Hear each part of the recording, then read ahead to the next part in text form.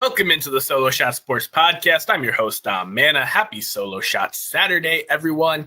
It's the Bon Jovi episode of 2025 because you guessed it, we're halfway there through the 2025 Major League Baseball season. Man, has it flown by already.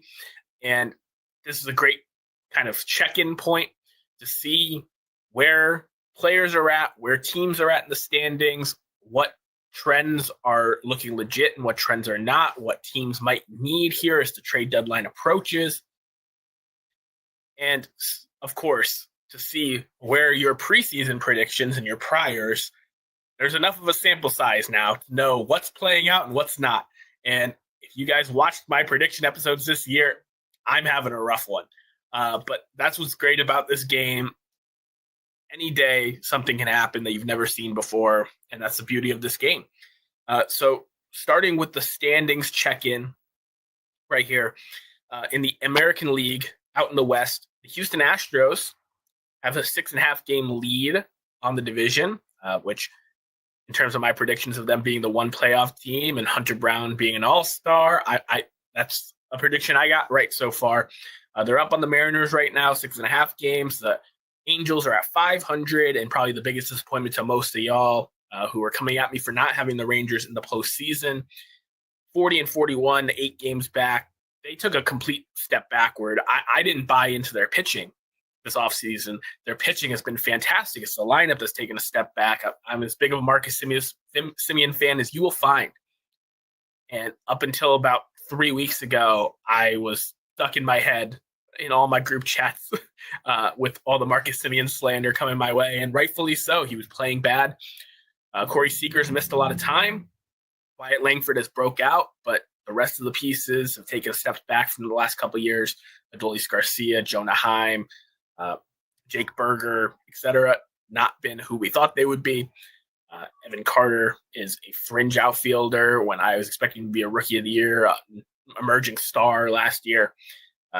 It's rough for the Rangers. The Athletics are in last place right now, 16 games back.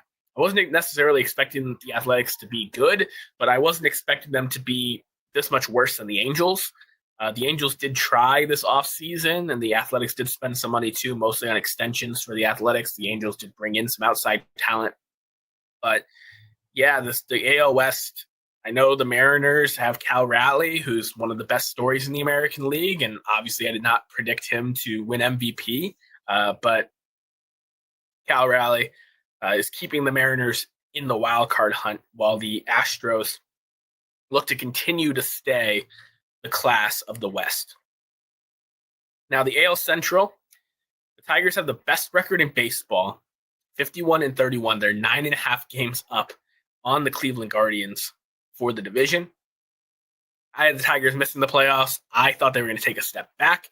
I didn't trust their rotation after Skubal. They've been nasty. I thought Spencer Torkelson was an X factor that could bounce back, but I didn't think the rest of the offense around him, the revival of Javier Baez, multiple young breakouts. Riley Green also took a step forward. Dylan Dingler, they're getting production out of everyone. Gleyber Torres has looked like a fantastic one-year deal. I think he should start the All-Star game. The Tigers have been awesome. I had them missing the playoffs, taking a step back. They've taken a step forward. The Cleveland Guardians and the Minnesota Twins were the two teams I had making the playoffs out of this division. It looks like maybe one of them will make the playoffs. They're both okay. The Guardians are 1 game above 500. The Twins are 3 games back. And the Royals, who a lot of people had winning the division, I also had them taking a step back as well. I didn't give this division quite the respect it deserved. I expected them to have winning records, but not necessarily be playoff teams. Kansas City Royals, 12.5 games back. They're trying to find some offense. The pitching has taken a step back outside of Bubic, who was my X factor for them. and the White Sox last place, 24 and a half games back here as of June 28th. The AL East is really where I got too cute, I think. And I was reserved. I didn't have the Red Sox winning the division. I didn't have them in the World Series like a lot of Red Sox fans did. I did have expectations to be a winning team, though. I didn't have expectations of Rafael Devers being gone by Father's Day. But I had the Yankees missing the playoffs.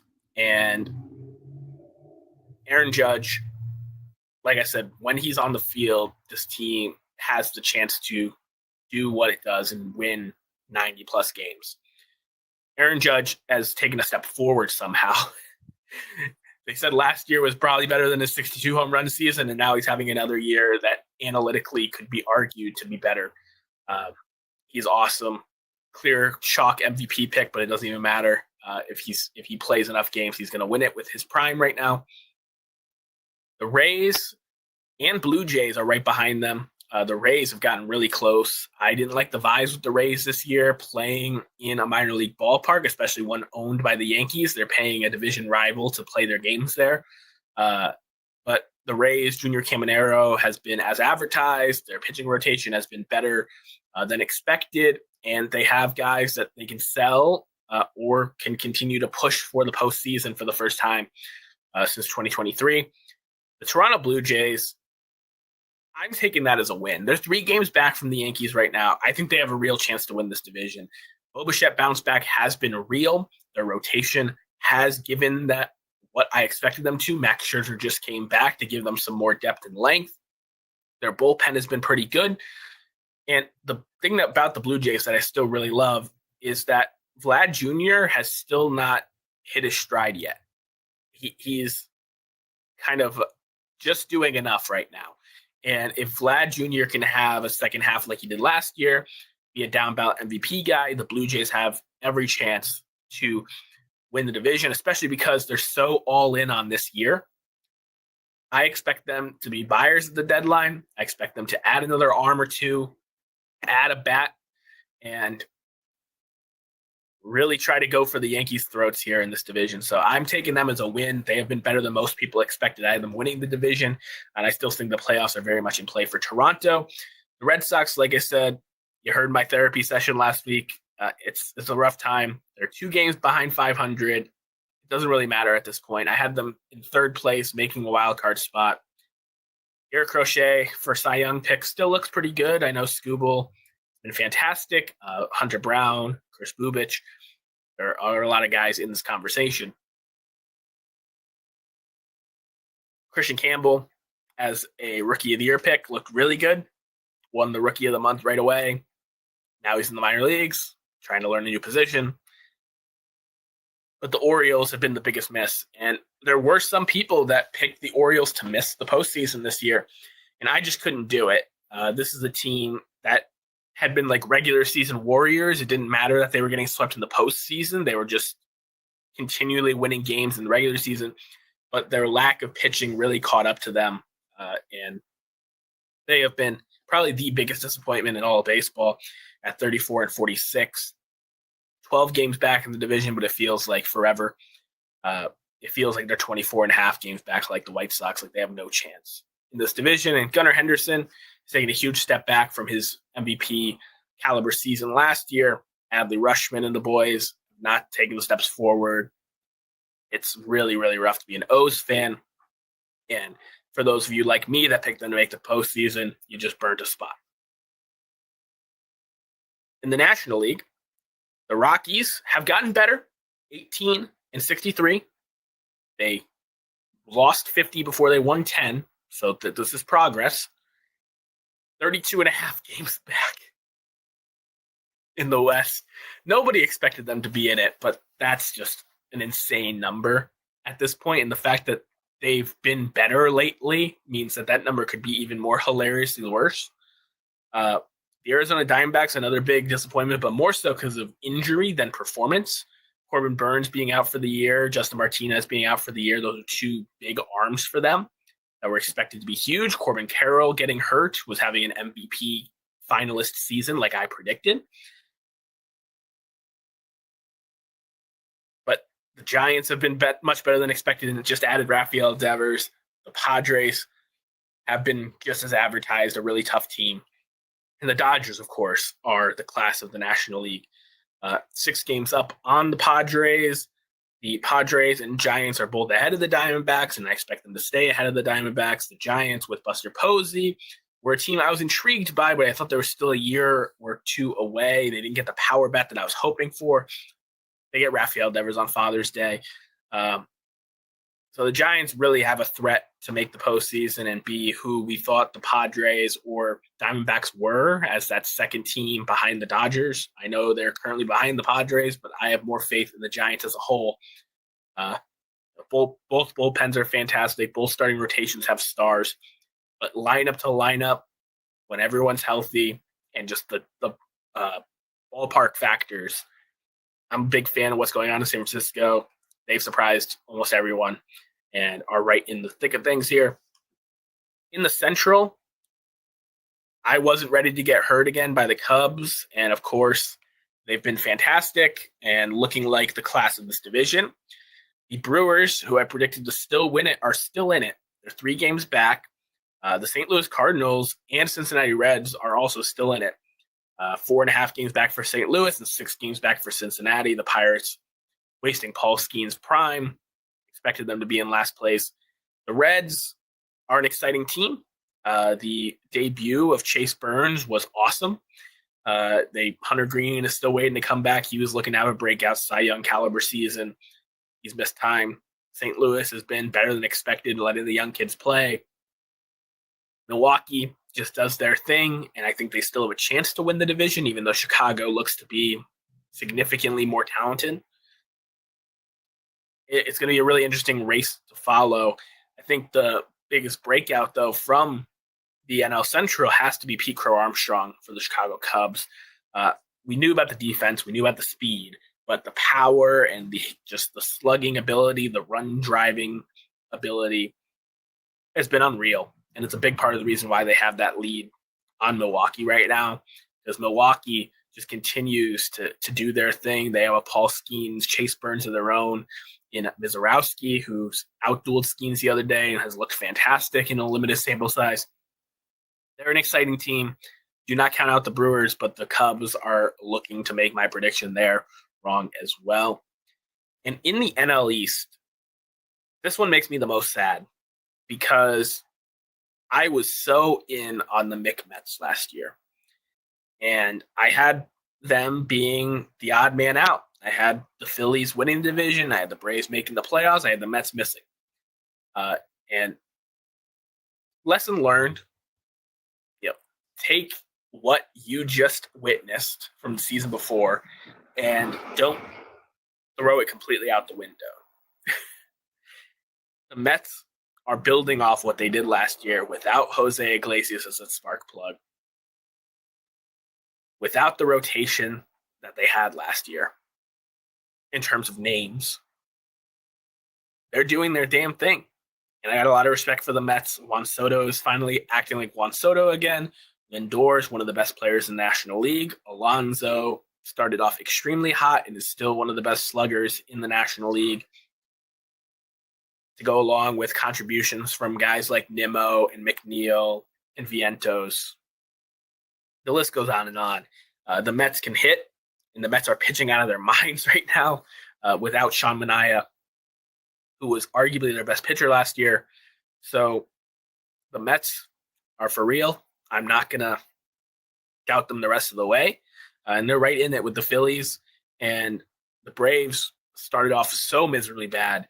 The fact that they're still in a playoff hunt at all at 37-43, 10 games back of the division, but somewhat in the wild card is extremely impressive. This team has the talent to make the playoffs, but it's unknown if they're going to be able to make up that much ground, especially with guys like Michael Harris and Ozzie Albies taking such a step back.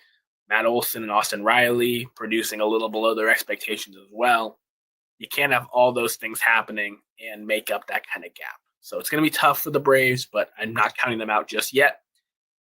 The Marlins are ahead of the Nationals which is shocking to me because the Nationals have arguably the biggest breakout arm and the biggest breakout outfielder in the National League in Mackenzie Gore and James Wood, respectively. I had Dylan Cruz winning the Rookie of the Year in the National League, and that is not looking like it's going to be the case right now. James Wood has been fantastic, and Dylan Cruz has been okay at best. Speaking of the awards,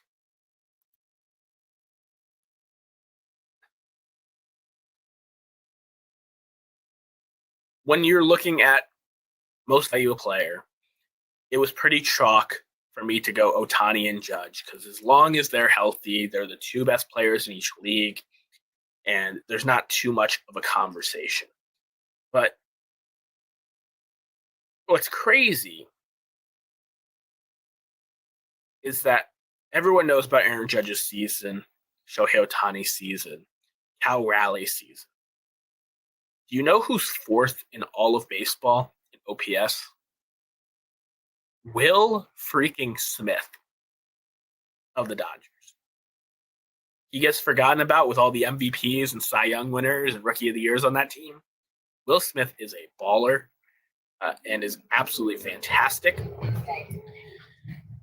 I think Judge and Ohtani still should be the favorites in their leagues to win the most valuable player, but it is not an open and shut conversation in either league. Cal Raleigh, the people's champion, trying to take down the American League home run record, as well as Aaron Judge for MVP. And then in the National League, Shohei Ohtani. I know Corbin Carroll with the injury is not likely going to catch him anymore. James Wood's been fantastic. Francisco Lindor has been fantastic. And his own teammate, Freddie Freeman, is having an absurd season that nobody seems to be talking about. Kyle Tucker, Pete Crow Armstrong, going to be down ballot guys. One of them could end up winning it depending on how the second half goes. There's a handful of guys that have a chance here in the National League to unseat Ohtani, who is going for the second consecutive 40-40 season, which, if you know anything about the 40-40 club, nobody's ever done it twice, let alone back-to-back years. And Ohtani's doing that while starting to pitch now. Unreal talent that we're blessed to get to see. In terms of the Cy Young Awards, Scooble and Skeens were the runaway betting favorites, and I tried to go against the grain with each of them. Zach Wheeler has been good, but if you look at the National League rankings, he might not even be a finalist. And Garrett Crochet, like I said, has been a Cy Young caliber, but the American League race with Scooble, with Max Fried, with Hunter Brown, with Chris Bubich, there's a handful of guys that are all having equally awesome seasons. So Garrett Crochet, I feel better about than my Zach Wheeler pick, but I don't necessarily feel confident in that either.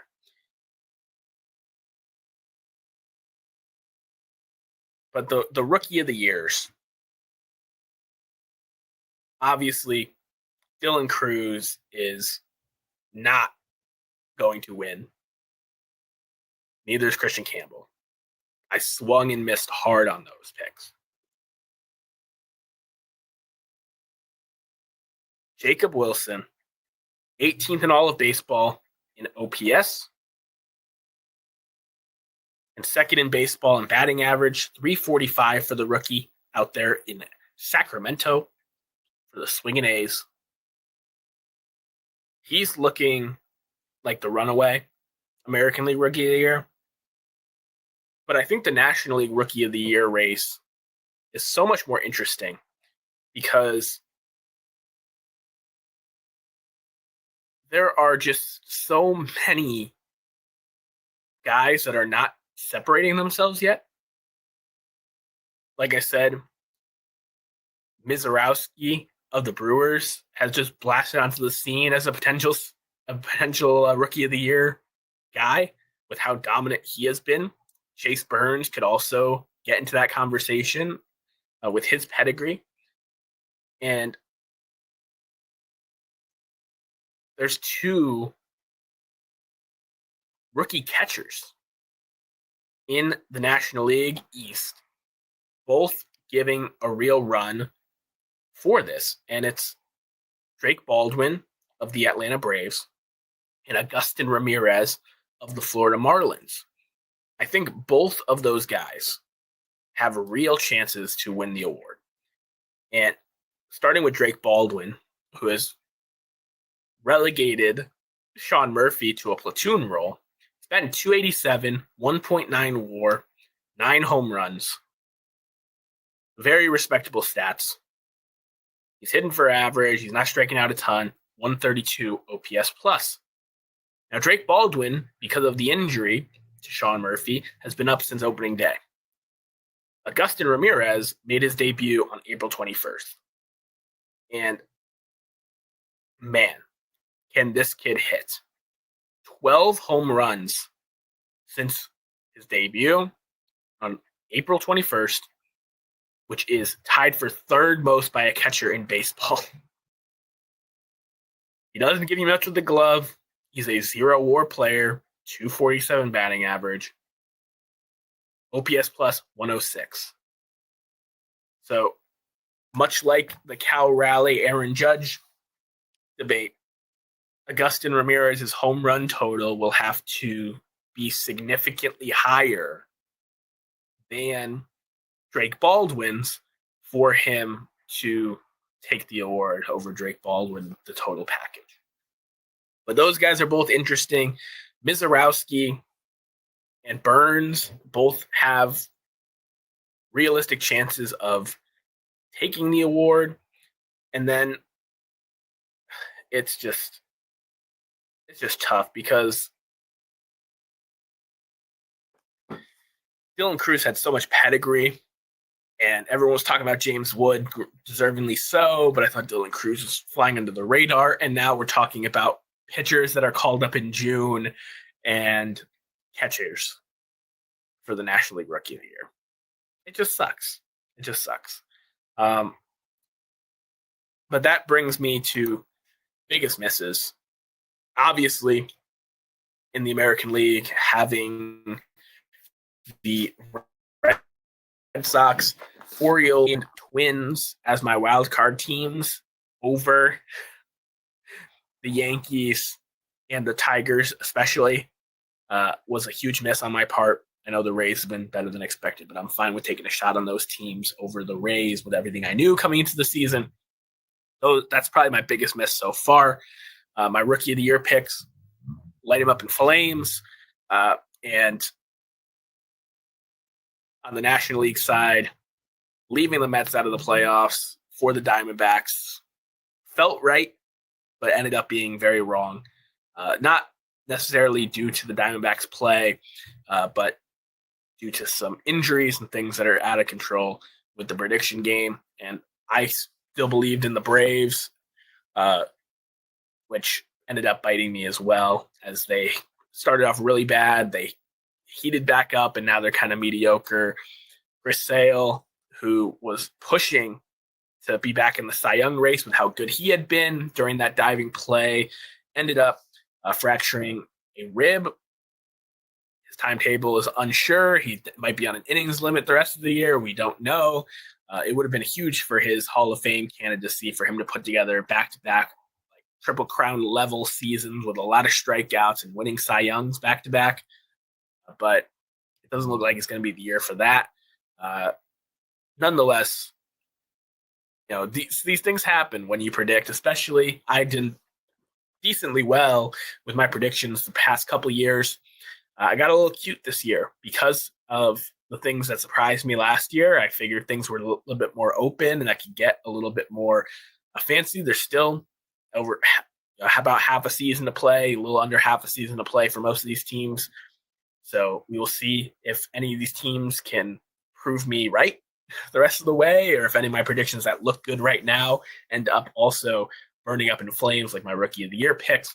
But that's what's beautiful about this game.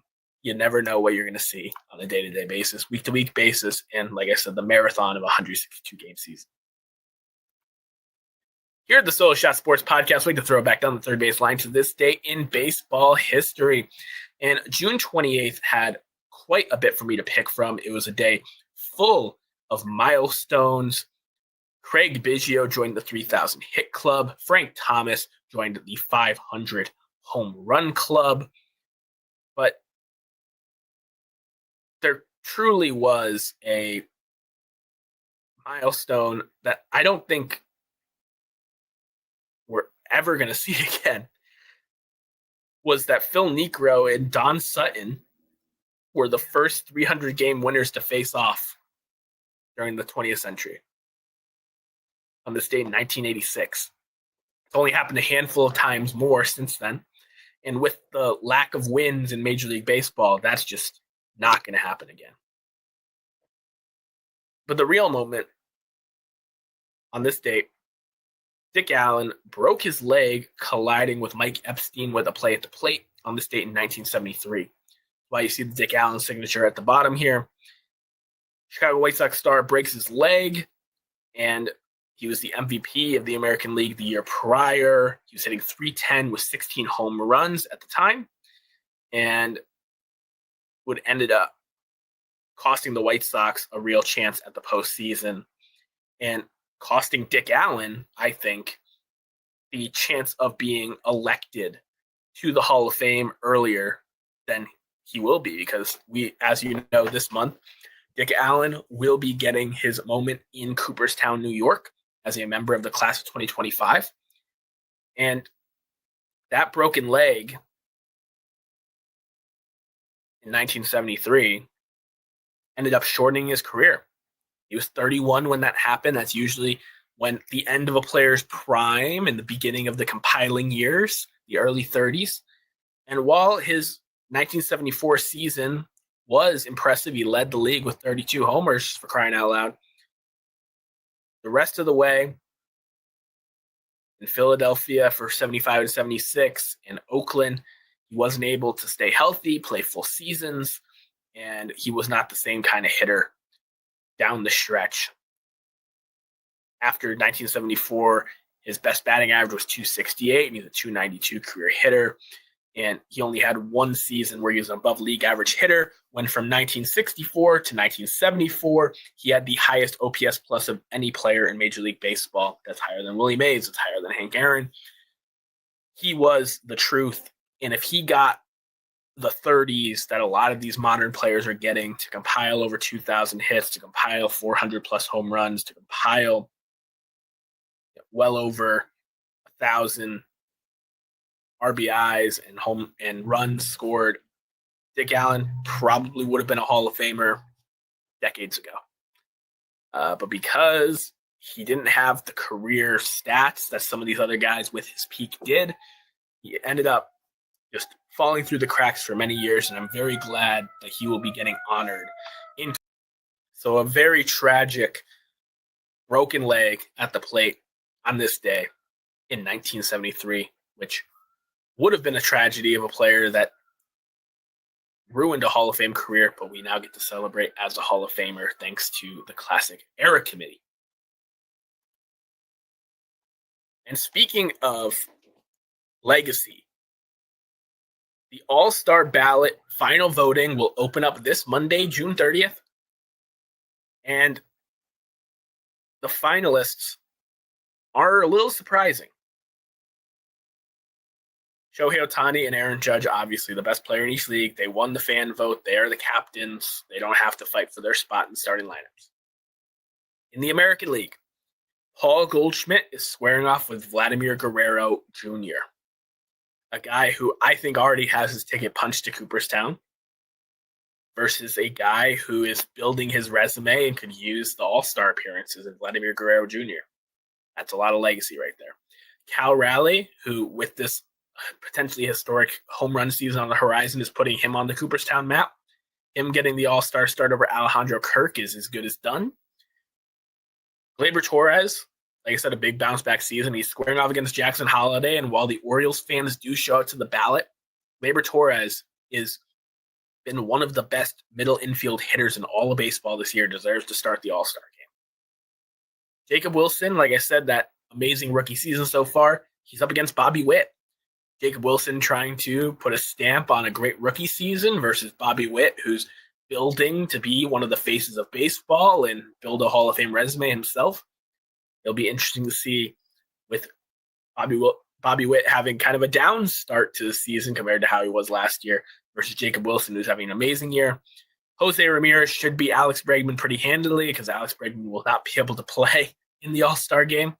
But Jose Ramirez, just another check box for Hall of Fame consideration, getting that checked box. Ryan O'Hearn talked about it in the press conference right after Rafael Devers was traded, that he thanked Craig Breslow because now he has squared off with Ben Rice to be the starting DH in the All-Star game, and Ryan O'Hearn deserves it, and he will be potentially a one-time All-Star. It would be great to see him make some more. I think he's an underrated player, but he has a chance there to be honored as an All-Star game starter, which is really, really cool for him.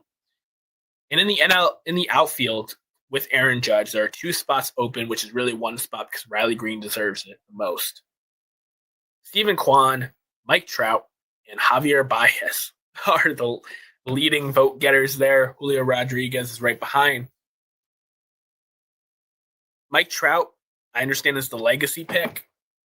I would personally go with Stephen Kwan, but Javi Baez being a factor at all. Julio Rodriguez, the same as Bobby Witt, trying to build up a Hall of Fame resume. Mike Trout already being etched into Cooperstown, another All-Star game, would be nice in his hat. So I would personally vote for Riley Green and Stephen Kwan, but I understand if you vote for Trout over Kwan or Rodriguez over Kwan.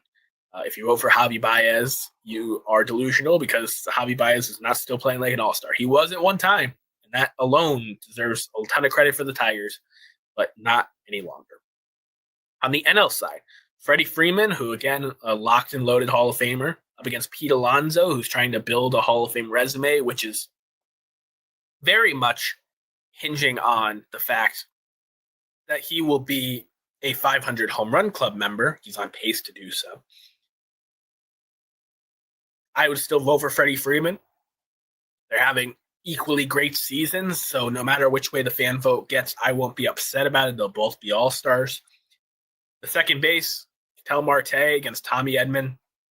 Ketel Marte, even if the whole country wasn't on his side with the terrible thing that happened on the wrong side of Chicago earlier this week, Ketel Marte is the best second baseman in baseball, who's also trying to build up a conversation to be a Hall of Famer someday. Mookie Betts and Francisco Lindor. Again, Lindor, I think I want Lindor to get it more, even though Mookie Betts is the bigger star, the bigger draw, the bigger name. Lindor has been missing out on so many achievements, Gold Gloves, All-Star appearances. I want Lindor to get it. I do. So I'm going to vote for him. I don't know if he's going to get it. The Dodgers fans come out to the box office, and I think national fans prefer Mookie Betts. Lindor is having a better offensive season. Lindor doesn't get this honor as often. I'd like to see him get it. Manny Machado, future Hall of Famer, building his legacy, another feather in the cap against Max Muncy. The Dodgers really showed out to make their guys have a chance here. Manny Machado should be the starting third baseman. Carson Kelly versus Will Smith. This is the first time where I'm undoubtedly saying you need to vote for the Dodger. Like I said, Will Smith is 4th in all of baseball in OPS. Nobody's talking about it because Shohei Ohtani and Mookie Betts and Freddie Freeman in front of him. Will Smith is a baller. He deserves more love. Carson Kelly, amazing story. I hope he gets one of the 3 catcher spots, but if he doesn't make it because of this vote, it's not impacting his legacy at all. The outfield gets interesting because Ohtani's a DH. So Kyle Tucker, Pete Crow Armstrong, Juan Soto, Ronald Acuna Jr., and then 2 Dodgers, Teoscar Hernandez and Andy Pages, who's having a big breakout year that's starting to finally get some attention. To me, the fact that James Wood isn't a finalist is a joke. I understand he plays for the Nationals. They're in last place, but he's one of the best 5 outfielders in the National League. no questions asked. Ronald Acuna Jr. hasn't played enough for me to get the vote. I understand he's a star, and he has been unreal since he came back off the IL. If I'm picking three here, I'm picking the two Cubs, and I'm picking Juan Soto. Juan Soto has played the whole season, and he's finally starting to play like an all-star, hitting a bunch of home runs, being that threat. Kyle Tucker and Pete Armstrong, arguably the two best outfielders not named Corbin Carroll, who's going to miss because of injury this season in the National League. I think that's the right call.